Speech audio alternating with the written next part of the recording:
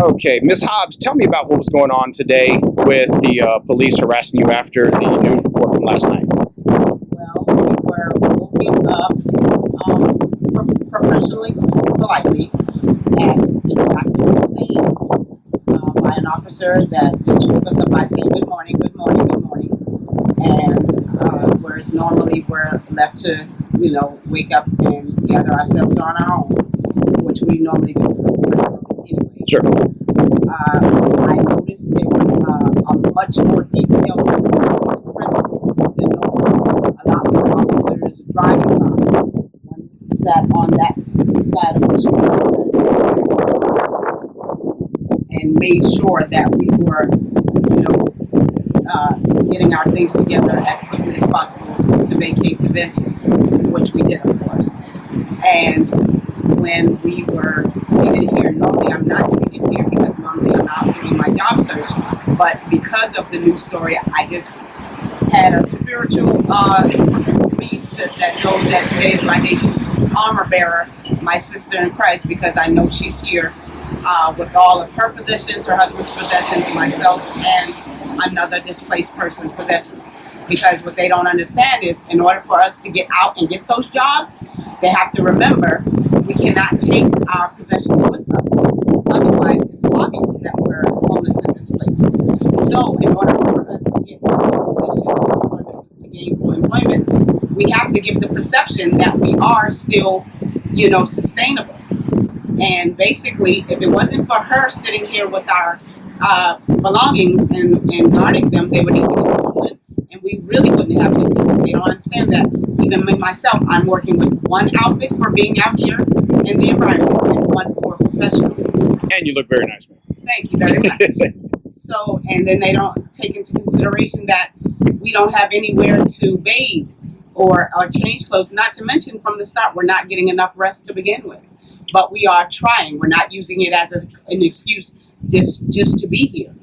And it was very disappointing for me to hear the news reporter ask me the question of, what do you think about the benches being removed, when their primary reason for removing them is to make it less attractive to the homeless. Now, I understand on Clematis you do have persons that are taking advantage of the environment to feed whether they're, their drug habits, their alcoholism, so on and so forth, but that is a disease. But at the same time, don't criminalize those of us who are only in this situation because we're trying to survive, whether it's because of economic reasons, disability, or whatever have you, because homelessness does not just have one face, nor does it have one story. So basically, I noticed the greater attention of the police presence, which the last thing we encountered was 2 officers coming on foot from the city hall side towards us.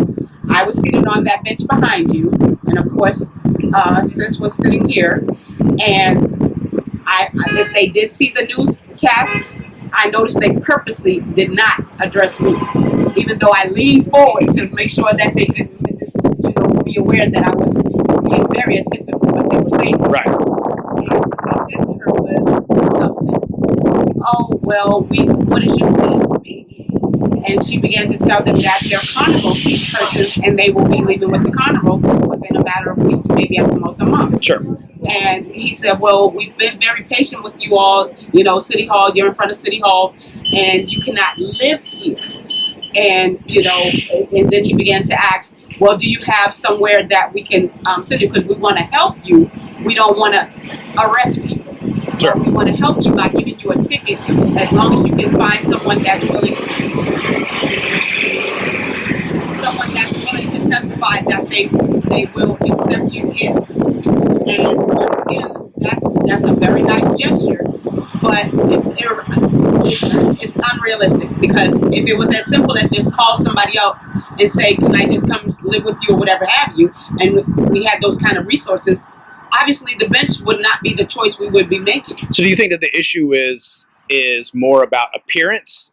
Absolutely. I'm very disappointed to see that, that a county and a community that has so much wealth could really think that it's okay to say, you know what, you're displaced, that's your problem.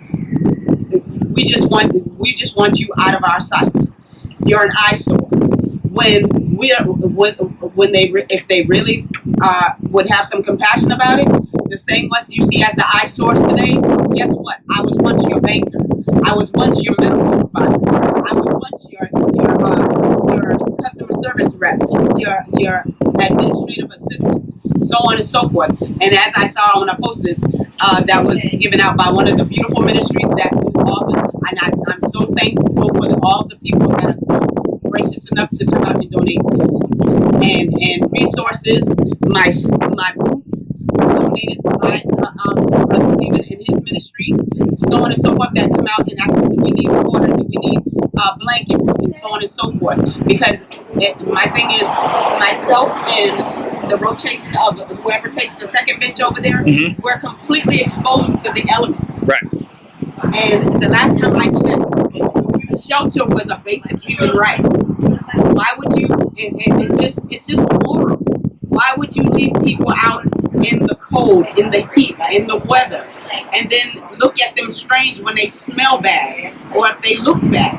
You try coming out and sleep on a bench and have nowhere to change, or even to use the facilities when you have to urinate or go out. Guess what? We have to turn bushes and trees, just like the pits that you walk around. Even when a person walks a pit, they use a scuba bag to pick up their feces. Here it is. We have to either, for those who have had to use it for a bowel movement, we have to dig up dirt to bury it, so on and so forth. Is anybody really paying attention? This is not okay. I am so tired of looking around and seeing people that look like our mothers, our grandmothers, our grandfathers, and our grandparents, and our babies.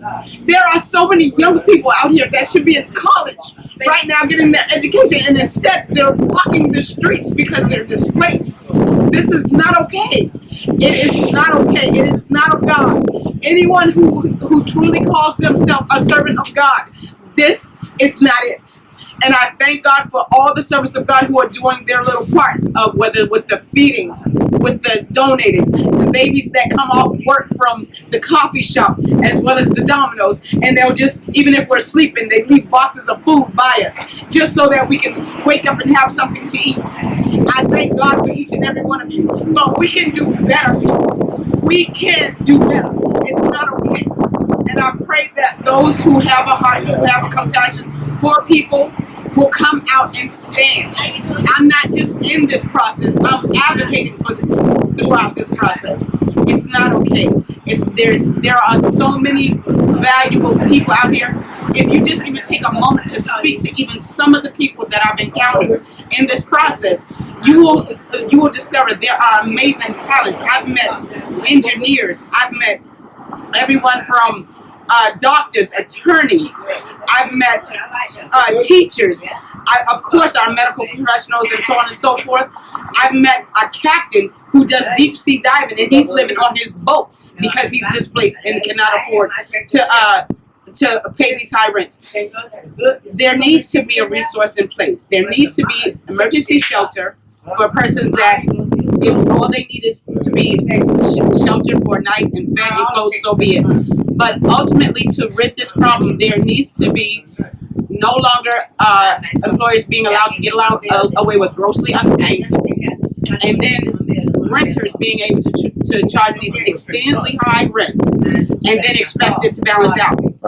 Lack of economic resource and high rents equals chronic homelessness. Please, let's, some of the apartment buildings and condos, let's give them tax breaks for making them certain units low income housing, so on and so forth. It's really not that difficult of a problem. I'm originally from the Northeast. I'm from Massachusetts. I've seen this process work. We don't have people on the street living. Why? Because the resources are there. And these same people that you think are, the world's rejects are actually a valuable resource. We are your elects. God sees us that way. Why don't you? We all belong to one another. Sure. We are each other's sisters, brothers, daughters, and sons. We all belong to one another. So if we truly do what God says what? The greatest commandment is what? Love. God is love. Not just what he does, it's who he is. God said, love yourself, love God with all your heart, all your mind, all your strength, and all your soul. Love others the way you love yourself. So if you are truly a one that claims to be a follower of God, a follower of Christ, does this look like you're loving us the way you're loving yourself? You left us out here when we were in your businesses and making money for you and spending money for you. You had all the love in the world for us. But now that we're the ones displaced, now we're somebody you're just saying kick rocks to, because that's basically what it feels like. And I know the officers, God bless you, I know you're just doing your job, because I sense a lot of love and compassion from the West Palm Beach officers, and I thank you so much for being respectful to us, you know, that obviously are loving and respectful to you. But to stand here and say to her and to us, because of course they directed it at her, but the message applies to all of us. Sure.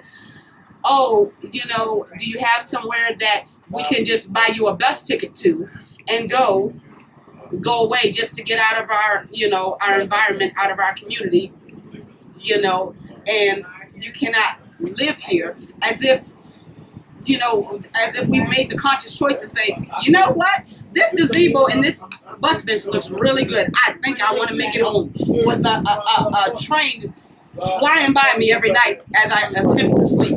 With exactly, with traffic back and forth, with people that are partying on Clematis, having a good time, with all their drinking and so on and so on. Oh, and we cannot forget the lovely construction. Is great for the street, but who chooses to sleep through construction and tar and being woken up by trash being picked up and done early in the morning?